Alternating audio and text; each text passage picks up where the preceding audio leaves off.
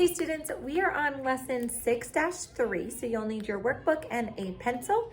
Here's our learning goal. I can use models to divide a decimal number by a one-digit whole number. Just to warn you, we might get interrupted by dismissal. I'm trying to get my videos done, so we might get a little interruption during this video. Okay, here's our solve and share. We are on page 237. Chris paid $3.60 for 3 colored pens. Each pen costs the same amount. How much did each pen cost? Solve this problem any way you choose. So go ahead and pause the video here and give it a try. Alrighty, we're gonna go ahead and work through this problem. So we have $3.60 total, and we need to divide it up over, split it between 3 different pens. So what we can actually do when our outside number here is a complete and whole number. So 3 is a whole number. There's no decimal part to it. Good afternoon, superstars. I hope everybody had a wonderful day. At this time, we're going to dismiss our car riders and our walkers. Car riders and walkers, you're dismissed. I warned you. Okay, so I can actually just divide this like normal, pretend like it's just a regular problem. The only difference is right now is my decimal has to go straight up on top. So we put it boop, right up in our answer right above, and then I just divide like normal. So with my standard method, 3 would divide into 3 one time. 3 times 1 is 3. I subtract and I get 0. So then I'm gonna bring down my 6. 3 would go into 6, well, 3, 6, 2 times. That goes up on top of there.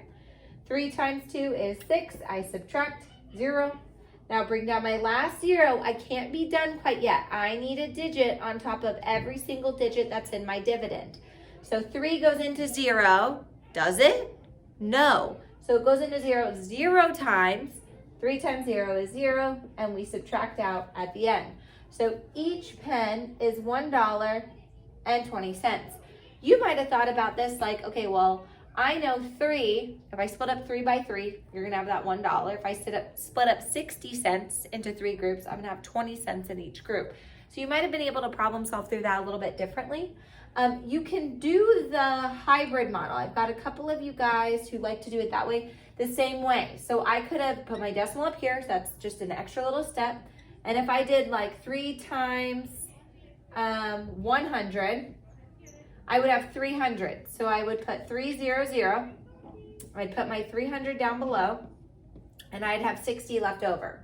Well, I know 3 times 2 would be 6. So if I did 3 times 20, I'm gonna get 60.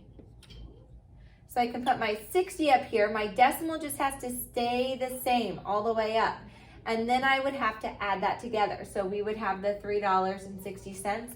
So if you're using that hybrid method, you really just have to go slow enough to make sure you're getting your decimal in the right spot and you're lining them up when you're adding them at the end. So thinking back to, I think that was unit 3 where we did adding and subtracting decimals. Okay, let's try to go through our visual learning bridge here. 3 friends received $2.58 for aluminum cans they recycled. They decided to share the money equally. How nice of them. How much will each friend get? So we can also model this with place value blocks. Let a 100 square equal $1. So think back to our decimals unit. We did that same thing. A 10th bar is 10 cents. So 10 cents, 20, 30, 40, 50. And a 100 cube is 1 cent, like a penny. So 1, 2, 3, 4, 5, 6, 7, 8. Okay, and they're splitting it into 3 groups. So there are not enough ones to put 1 in each group. So we're going to have to regroup the 2 ones into 20 tenths. So they took those blocks and they changed them into tenths. You can see that there are 25 tenths and 2 and 58 hundredths. And so then they put that 25 tenths into 3 equal groups.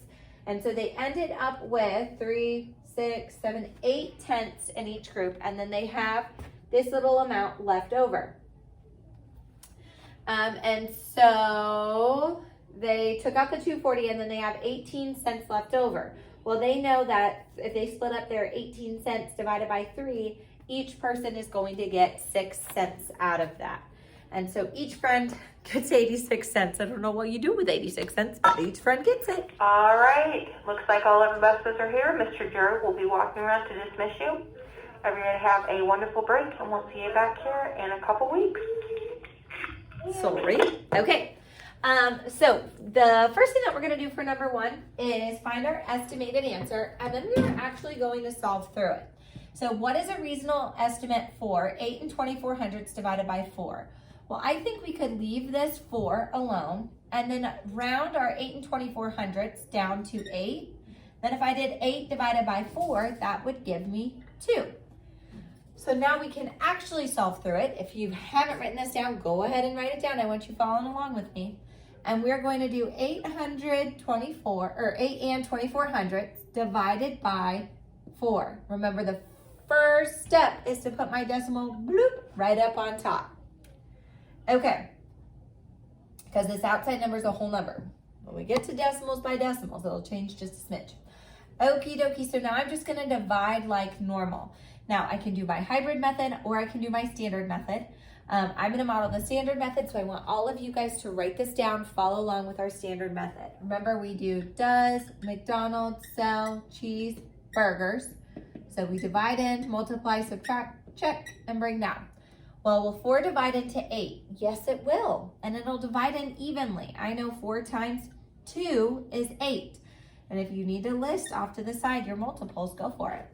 So already I know my estimate of 2, yep, it's gonna be really close to 2. And so I write my 8 down below, I subtract, and I get 0. So now I bring down my 2.